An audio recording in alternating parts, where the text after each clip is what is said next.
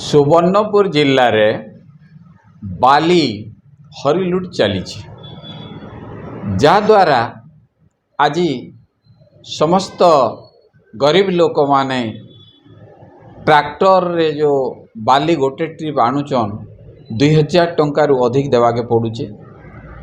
सेटा गत वर्ष मात्र 600 टंका रे बाली ट्रिप मिलतला, ए वर्ष 2000 टंका हेतला। तार मुख्य कारण हला जे बाली माफिया माने किछि कथाकथित नेता राजनेता मानकर प्रादुर्भाव जोगु दुर्नीति जोगु बाली दर वृद्धि करने को बाली माफिया माने बाध्य होउछंती आर तार सेतिरे सफर होउछंती साधारण जनता।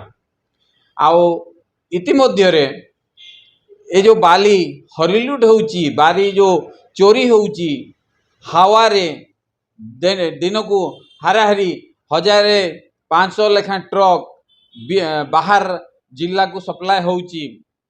सेतिरे आमर किछि कथा कथित नेता मानकर संपृक्ति अछि। समाने प्रचुर परिमाण रे तांकोटू चांदा नौछंती एवं आम सरकार बदनाम होउची। सेतिरे जे जे ए सरकार जो लोकप्रिय सरकार लोकप्रियता हराइबा को पड़ुची, किंतु जानी सुनी करी किछि नेता माने सरकार को बदनाम करूछन। आओ ए जो बाली चोरी दुर्नीति एता को रुकवार लगी मुई मुख्यमंत्री को अनुरोध करबी।